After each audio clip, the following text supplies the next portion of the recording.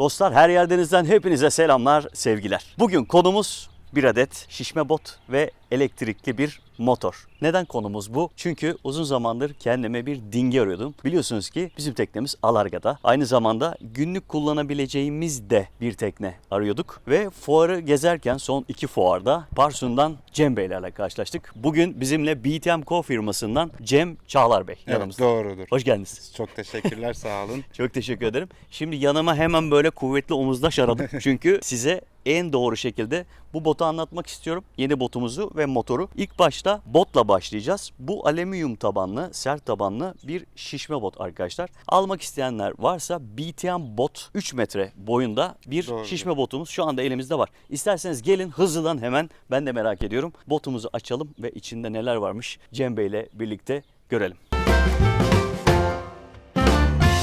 Önemli konulardan bir tanesi, böyle şişme botları açarken Cem Bey der ki maket bıçağı kullanmayın. Çünkü maket bıçağını kullandığınızda botu da yırtma şansınız var. O yüzden daha dikkatli açmaya gayret ediyoruz. Evet. Doğrudur. Botumuz açılıyor. İlk açılımı yaptık. Hemen burada bir tane çanta galiba. Evet, taşıma çantası. Katladığınız zaman araca yüklediğiniz veya taşımak istediğinizde direkt çantanın içine koyabiliyorsunuz. Kullanma amacımıza en uygun ürünlerden bir tanesi. Çünkü bu botu tercih etmek isteyen dostlar muhakkak bir taşıma çantası isteyecekler arabalarına koymak için. O parça çıktı dostlar. Şöyle koyalım. Botumuzun kendisi var. Bunu alıyoruz içinden. Evet. Haydi birlikte alalım onu da. Botumuz kutudan çıktı. Hemen boyutlarını görmek isterseniz bagaja rahatlıkla koyabileceğiniz kumaş tarafı var. Bot kumaşı. Evet, paket içeriğimizde neler var? Paket içeriğinde bir set küreğimiz var. Acil durumda kullanmak üzere. Süper. Bir adet oturağımız var. Olmazsa olmaz, önemli. Bu bottan dostlar bir pompa da çıkıyor. Bu pompa değinmek istiyorum. Küçük pompalardan böyle botları şişirken bunların ufağı var. Bunlardan kaçının dostlar? Şişmek bilmiyor. İnanın. O yüzden boyut olarak gerçekten bakın nereden baksanız 2 karış bu. Oldukça büyük. Daha hızlı şişirmeniz için önemli noktalardan bir tanesi. Bir adet manometremiz çıkıyor. Botlarda çünkü valflerin hava kaçırma basınç değerleri vardır. O değerin üzerinde şişirmek valfe zamanla zarar verebilir. Süper ya. Bunun Bakar içinde mısınız? şu şekilde bir manometremiz var.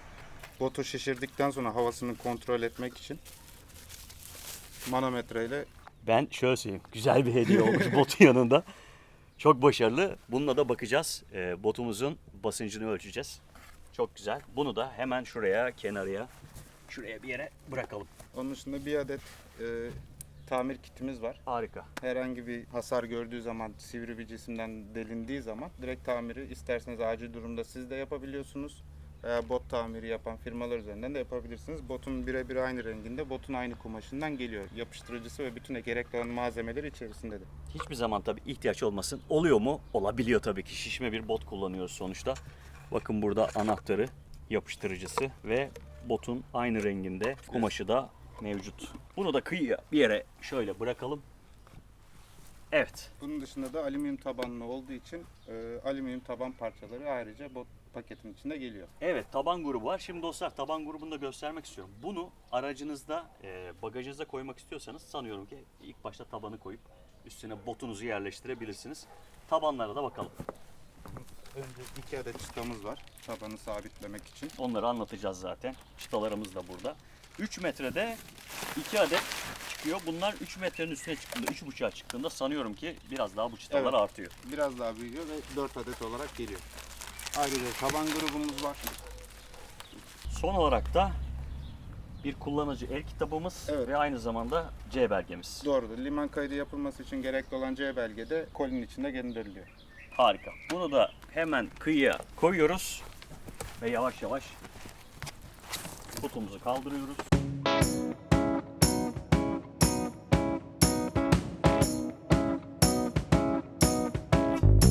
Biraz nefes nefese kaldık Cem Bey. Evet. Sizi de yorduk. Evet, estağfurullah. Dostlar, kutuyu açtıktan sonra işte tam burada bütün parçalarını tek tek görüyoruz. Oturağımız, alüminyum tabanlarımız, kürek setimiz, çıtalarımız, pompamız, botumuz, çantamız, tamir kitimiz, manometremiz, basınç göstergemiz, bir adet oturağımız. İşte kutunun içinden çıkanlar bunlar. Bakalım bu parçalar bota nasıl dönüşüyor? Haydi.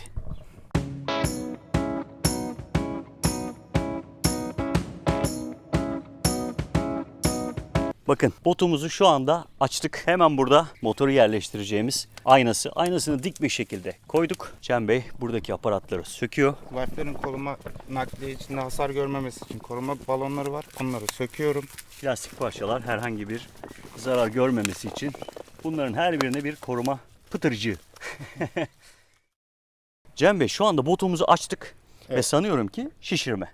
Evet, bundan Bölümüne sonraki geçeceğiz. şişirme aşaması var. En çok merak ettiğimiz şimdi kaç bölümden şişireceğiz bu botu güvenlik açısından? Toplamda 4 bölmeden şişireceğiz. 3 bölmesi etrafındaki tüplerdir. Evet. Tüpler 3 parça halindedir. Bir de baş taraf zeminde bir şişirme yerimiz vardır. Zeminde şişirme yerimiz var. Yani burada yarım bir tüp, Evet, hemen doğrudur. burada yarım bir tüp, burada baş tarafta U şeklinde bir tüp ve zemini komple şişirecek diğer tüp mevcut. Şimdi biz botumuzu şişirmeye başlıyoruz. Şimdi burada şişirirken bir detay daha var sanıyorum ki. Evet, doğrudur. Bu gelen valfler şu anda komple açık vaziyettedir. Şişirmeden önce bu check valfin görev yapması için açmamız gerekiyor. Evet, zaten dostlar bakın yaylı. Bunlar daha aşağı doğru basıkken döndürünce yukarı doğru kendini attı. Böylelikle şişirilebilir bir pozisyona geldi. Evet, doğrudur. Söndüreceğimiz zaman da aynı şekilde bu valfleri basılı bıraktığımız zaman, basıp döndürdüğümüz zaman otomatikman içindeki bütün havayı tahliye etmektedir. Süper. Basılı tutmanıza gerek yok. O zaman şimdi açıyoruz. Evet, şu ve anda hepsini şişirmeye açıp başlıyoruz.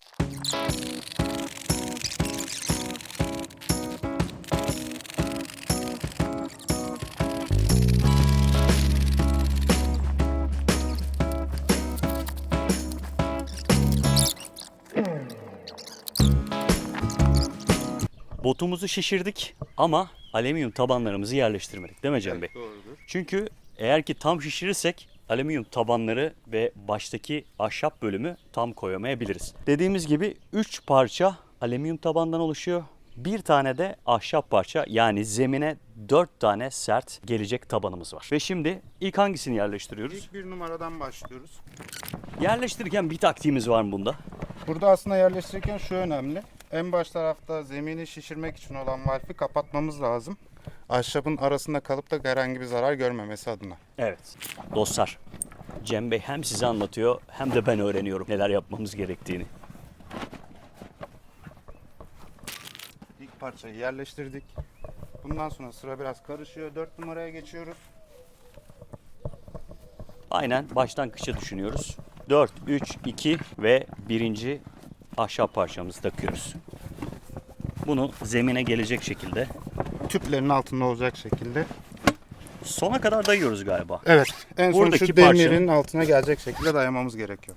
Evet. Şimdi sıra üçüncü parçamızda. Sıra 3. parçada. Burada mı biraz aslında 3 ile 2'yi beraber oturtacağız. Önce 3'ü kanallarına oturtuyoruz.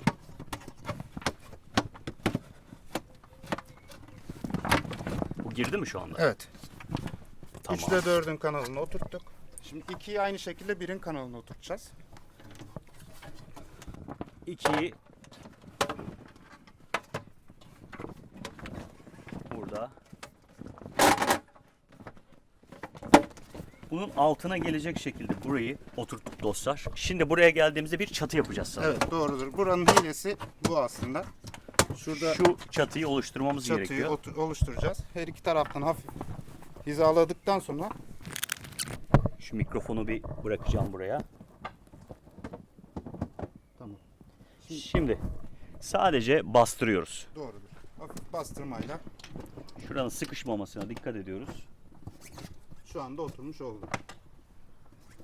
Evet. Bundan sonraki süreçte paneller arasındaki olan bombayı engellemek için yanlarına çıtalarını oturtacağız. Evet, zaten zemin şişmeye başladıkça botumuz iyice düz bir zemin olacak. Böylelikle bu botluk da ortadan kalkmış olacak. Doğrudur. Yine bu botumuz için olmazsa olmazlardan bir tanesi kenar çıtalarımız. Yani zemini sabitleyecek kenar çıtaları. Bunların tam görevi neydi Cem Bey? Bunların ana görevi zemine oturttuğumuz alüminyum plakalarda oluşacak dalgalanmayı düzeltmek, düz bir zemin elde etmek. Sadece bu ilk kurulum veya şişirdikten sonra değil, denizde seyir halinde sert dalga geldiği zaman ve benzeri durum olduğu zaman alttaki plakaların hareket etmesini engellemek.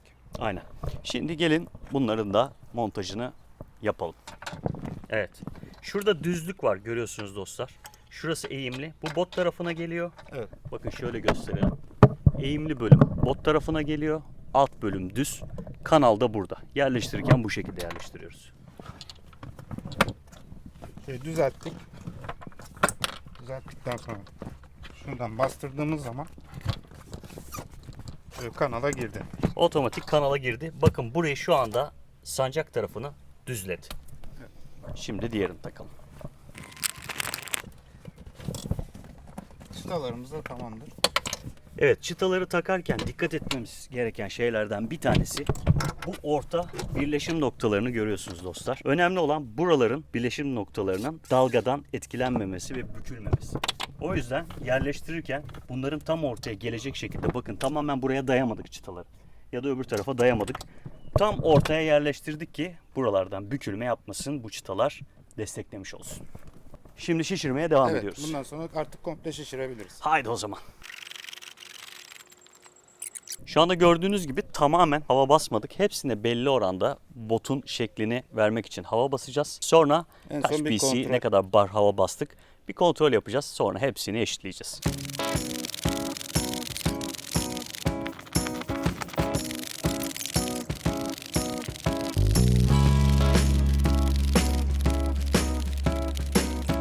Kış taraftaki tüplerimizi şişirdik. Baş taraftaki tüpü şişirdik. Bakın tamamen sıkı bir şekilde değil. Ölçeceğiz. Şimdi tabanı şişiriyoruz. Botun bütün şeklini vermiş olacağız böylece.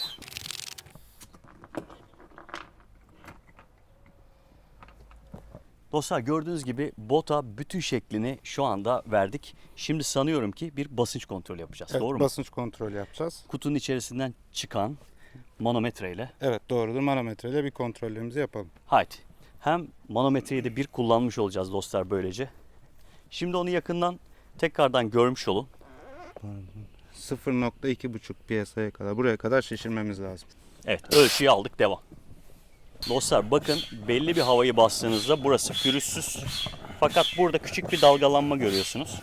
Zaten bu dalgalanma varsa biraz daha hava basmanız gerekiyor. Böylece botu daha düz bir şekilde getiriyorsunuz. Tabii ki bu sıfır bot ama çok daha iyi bir forma şimdi oturacak. Şimdi küreklerimizi birleştiriyoruz. Küreklerimiz dostlar acil durumda kullanmak için ya da sakin havalarda hiç motoru çalıştırmadan yakın yerlere gitmek için harika çözümler. Küreklerimizi de böylece yerleştirmiş olduk.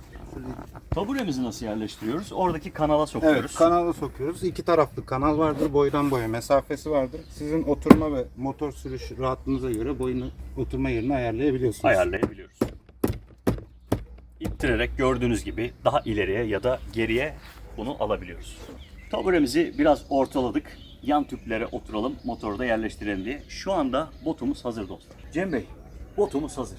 Şimdi ben dostlarımızla birlikte BTM Co firmasını biraz merak ediyorum. Biraz bahsederseniz bize BTM'den. BTM Co firması 2006 yılında Betumar firması adı altında kurulmuştur. Daha sonra isim değişikliği yapmıştır. Bugüne kadar içten takmalı deniz motorlu üzerine ana kolu o şekilde devam ediyordu. Weichai, Baodin ve ABC markaların Türkiye distribütörlüğünü yapmaktaydı. Son bir sene önce yönetim kurulunun aldığı kararla beraber dıştan takma deniz motorları ve yat ekipmanları sektörüne yavaş yavaş giriş yapıyoruz. Bu kapsamda dıştan takma deniz motorlarında 3 adet farklı firma, farklı özellikle motor distribütörlüğümüz bulunmaktadır. Ayrıca kendi markamız adına BTM bot satışı yapmaktayız. Harikasınız. Parsun'da Türkiye distribütörüsünüz zaten. Benzinli ve elektrikli motorlarını Parsun'un Türkiye Benzinli de distribütörlüğünü yapıyoruz. tek Parsun markasıyla devam ediyoruz. Elektrikli de iki farklı firma var. Parsun, ayrıca Explomar diye bir markamız var. Orada Explomar markasına 75 kW'dan 300 kW'a kadar çıkıyor güç grubumuz. Parsun markalarının güç grubumuz şu anda 6 kW'a kadar. Ayrıca bir de Cox marka İngiliz menşeli bir dizel outboard distribütörlüğümüzde bulunmaktadır. Harikasınız. Çok teşekkür ediyorum. Dostlar, fuarda özellikle belirtmek istiyorum. Son hem Bosporus'ta hem de İzmir fuarında birçok bot araştırdım ve bunun yanında tabii ki motor da araştırıyordum. Birçok firmayı gezdim. Hepsi çok ilgililerdi sağ olsunlar. Ama özellikle Gizem Hanım ve Umut Bey'e ben çok teşekkür ediyorum. Bizi her iki fuarda da ağırladılar, davet ettiler. Ürünlerini tüm detaylarıyla bizimle paylaştılar. Bu sıcaklık gerçekten benim için çok önemliydi. Açıkçası bizim için de çok önemli. Kendilerinin bizim yetkili bayimizi yapma sebeplerimizden biridir. Onlardan hissettiğimiz bu sıcaklıktı. Sağ olsunlar. Egemen Marin. Onlara da çok teşekkür ediyoruz. Şimdi gelin isterseniz şu botu biraz kurcalayalım. Biraz daha fazla detay alalım. Şimdi ilk başta bu bir şişme bot Cem Bey. Bu şişme botun kumaşı PVC sanıyorum ki. Bu PVC kalitesinden birazcık bahsedebilir misiniz? Tabii yani PVC kumaş üreticisi olarak en kaliteli PVC kumaş kullanıyoruz. Binden kalınlığa sahip bir kumaş kullanılıyor. Kumaşın bağlantı noktalarının tamamı kaynaklıdır. Bu botun komple kaynak noktaları ve botun kendisi komple 2 yıl boyunca garanti kapsamımız altındadır. Hemen buradan geldiğimizde buradaki tüpler zaten bahsetmiştik. 3 parçadan oluştuğunu güvenlik için söylemiştik. Yani biz geldik herhangi bir şekilde kayaya vurduk, taşa vurduk ya da bir şekilde sert bir cisimle bir tane tüpümüz delindi. Geri kalan 2 tüp sağlam 2 tüple beraber seyrinizi tamamlayabiliyorsunuz. Ve aynı zamanda zeminde de Zemin bir tüpü, tüpümüz evet, var. doğru. Böylelikle botumuz, bir tüpümüz patladı diye batmıyor dostlar.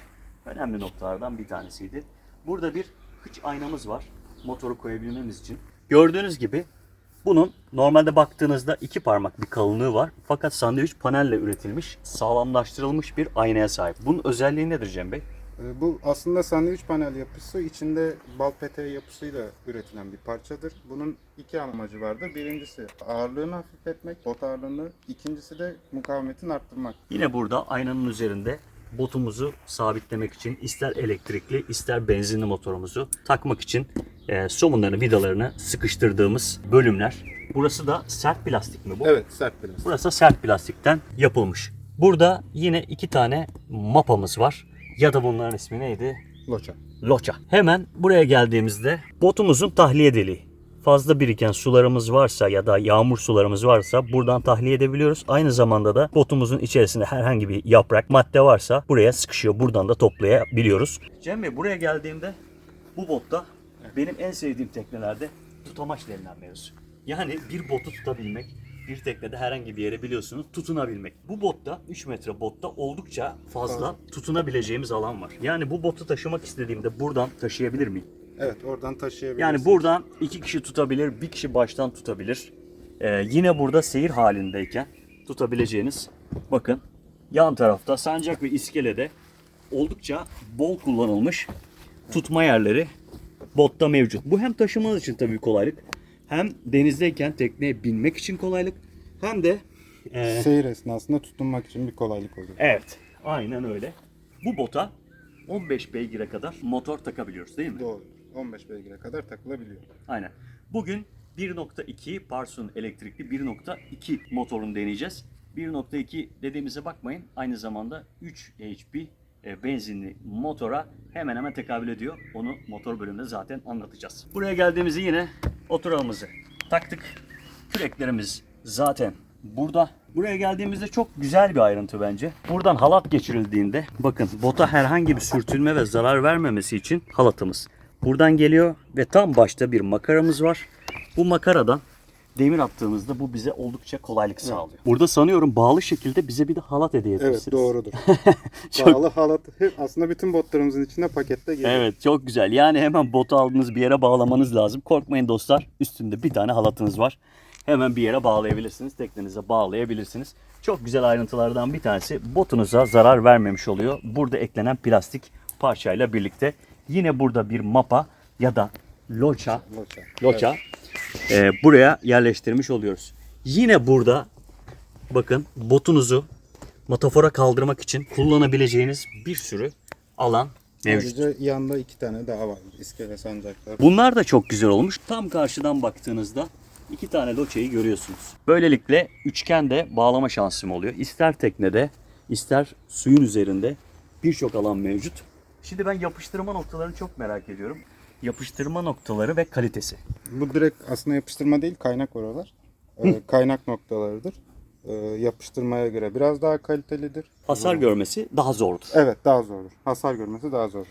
Burada yine üst bölümde çok da şık durmuş kumaş parçalar yerleştirilmiş.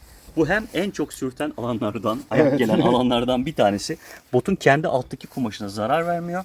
Biraz onu engelliyor. Biraz da tasarımlı. buradaki tutamaçların bakın burada hemen üstlerine de ekstra bir destek sağlamış bu kumaş. Böylelikle de çok güzel bir tasarım olmuş. Green'in üstüne lacivert. Yine buraya geldiğimizde burada bir küpeştemiz var. Değil mi? Evet. Yan tarafta oldukça sert.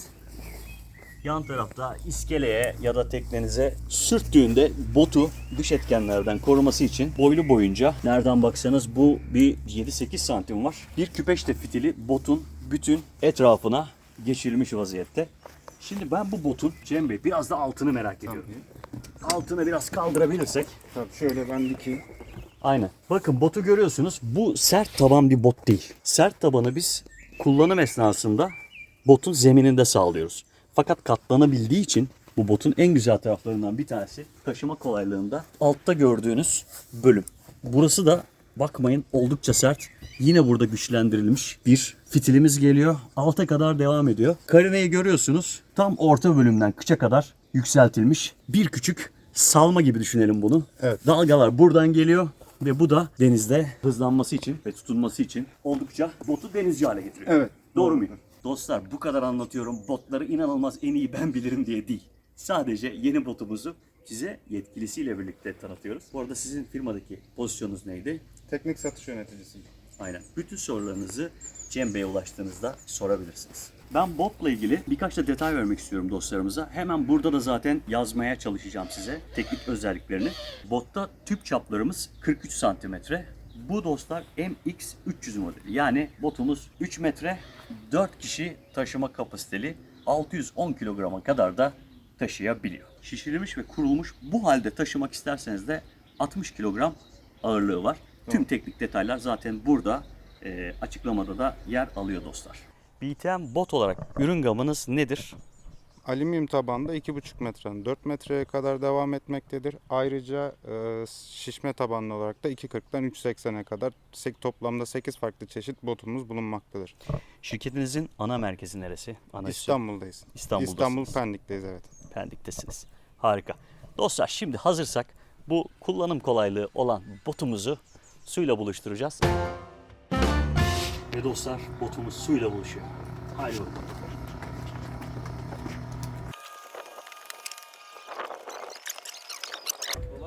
Teşekkür ederim.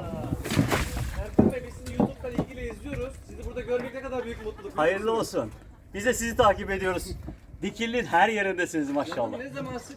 Yani yönümü nereye çevirsem Ramazan Bey'i görüyorum. Her yerde fotoğrafı karşıma çıkılıyor. Canım ne zaman sıkılsa gece 1'de YouTube'dan her yer deniz yazıyorum ve sizi izliyorum ve bunu sana fotoğrafını da gönderiyorum. Allah helal olsun. Gerçekten söylüyorum. En kral takipçilerden. Gerçekten belki storylerde görüyorsunuzdur dostlar. Ramazan Bey oturuyor, keyfini yapıyor. Televizyondan da seyrettiğini bana her seferinde kanıtlıyor. Geliyorum değil mi? Çok teşekkür ederim. Dostum, Kolay gelsin. Çok teşekkürler. Kolay gelsin. Sağ olun. Dostlar botumuz suyla buluştu. Ve şimdi hızlıdan halatımızı çözmeden önce bakın halatımız orada duruyor. Henüz daha bağlamayın beni diyor. Hemen tekneye biniyoruz ve ilk seyri gerçekleştiriyoruz Cem Bey ile birlikte. Evet dostlar. Bismillah diyoruz. Ve botumuzdayız. Ve tornistan veriyoruz. Bakıyoruz. Hoşçakalın.